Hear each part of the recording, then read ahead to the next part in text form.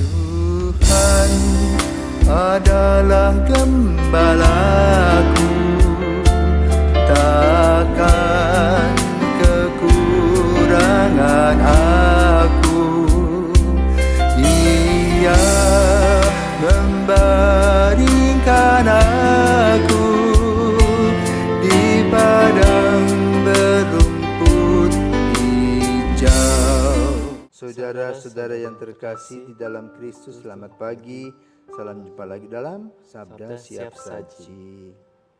Hari ini Sabtu 30 September 2023, peringatan Santo Hieronymus Imam. Marilah kita berdoa, dalam nama Bapa dan Putra dan Roh Kudus. Amin.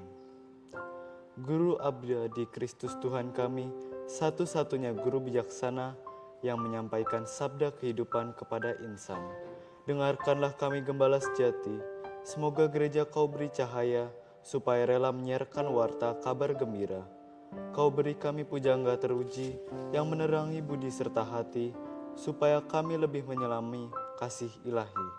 Semoga Ia yang kini berpesta, menghantar kami ke hidup yang suci, hingga akhirnya kami bahagia di alam baka. Amin. Marilah kita berdoa.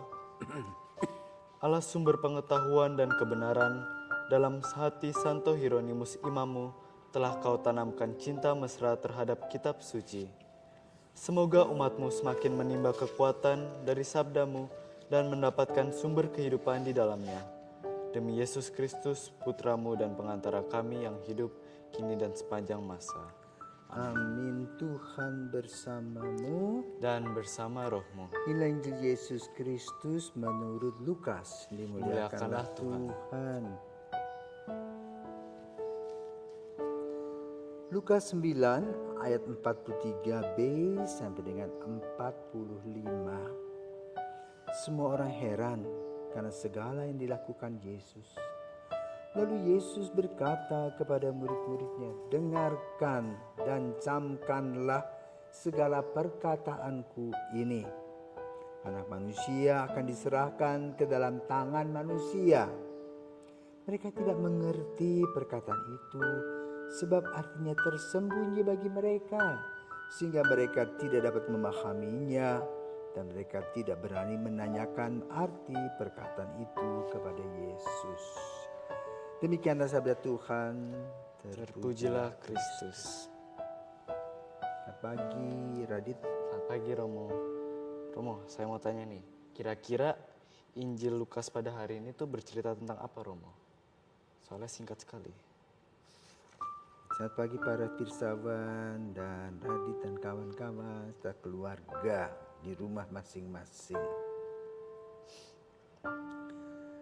Yesus dalam kerja nyatanya itu berkarya, bersabda, dan beraktivitas melaksanakan antara kesembuhan, memberi makan, ya. Dari dua hal itu, doa dan karya, lahirlah apa yang disebut dengan cinta kasih, belas kasih. Jadi dalam kehidupan Yesus, hidup itu diisi dengan kasih dan belas kasih. Dua hal. Kan itu di sini dikatakan, ya, bagi mereka yang tidak mau mendengarkan, dengarkan dan camkan. Ya, mau kulit tidak mau dengar. Apa sih? Anak manusia itu akan diserahkan ke dalam tangan manusia. Yang artinya apa? Akan diborgol, disalib, dituduh, diludahi, dicaci maki, dan dihukum mati. Apakah para murid siap? Tidak. Sebagian mereka punya motivasi ingin mencari kesenangan. Sama seperti beberapa seminaris. Kenapa kamu masuk seminari? Pengen makan roti zaman dulu ya. Pengen main bola. Banyak hal yang enak-enak. Tetapi ternyata setelah masuk seminari, tata aturannya ketat, ya kan? Ya. Handphone saja sebulan sekali, kan begitu? Bagi anak-anak yang tidak mempunyai motivasi yang positif, akan kecewa dan minta pindah. Tapi anak-anak yang berpikir positif itu masa depan. Demikian pula para murid dikumpulkan oleh Yesus yang boleh katakan lulus ujiannya. 12 rasul itu pun satu masih berkhianat bersama 70 murid yang mempunyai motivasi, mempunyai komitmen masing-masing. Ya. Seperti pada hari ini kita merayakan Santo Hieronymus, seorang imam yang antik. Ya, antiknya apa?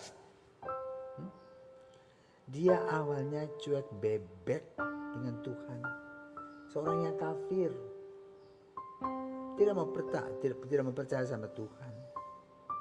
Tapi cara Tuhan menggiring Hieronymus, kenapa? Dia suka membaca. Ya. Maka kemudian dia menemukan tulisan-tulisan yang berkaitan dengan kitab suci. Dia kemudian belajar bahasa Ibrani supaya dia bisa membahas kitab suci bersama dengan orang-orang fansnya yang mengikuti dia dalam biara. Maka kemudian hasilnya apa? Kita mempunyai kitab suci yang disebut Vulgata. Karena apa? Diambil dari kitab suci bertuliskan bahasa Yunani yang disebut dengan Septuaginta. Tapi itulah tugas melalui Hieronymus gereja mengumpulkan naskah demi naskah kitab suci agar sabda ini bisa dibaca, direnungkan seperti pada abad kita saat ini. Abad kita pada hari ini kan kita sudah terima Injil yang tebal, perjanjian lama, perjanjian baru. Tapi yang kerja ini abad-abad yang masih sedikit, ya. Abad keempat. Bayangkan, sekarang abad ke-21. Terus Injil diperbaharui. Semangat Santo Hieronymus itu luar biasa. Dari kafir menjadi orang yang percaya dan menjadi kitab suci yang hidup. Kan dia tiap hari sibuk. Kalau kita sibuk dengan yang lain-lain, dia sibuk dengan sabda setiap 24 jam. Ya, sehingga disebut kitab suci yang jalan. Tanpa Hieronymus mungkin kita nggak punya kitab suci seperti yang kita punya sekarang. Ya, karena perjuangannya luar biasa, cintanya kepada Kristus melalui mengumpulkan sabda yang terus begitu banyak orang dari masa ke masa. Ya. Karena itu kemudian dia meninggal di Konstantinopel rasanya, dan kemudian dibawa ke Maria Maggiore di Roma, tubuhnya disimpan di sana. Santo Hieronymus, doakanlah kami.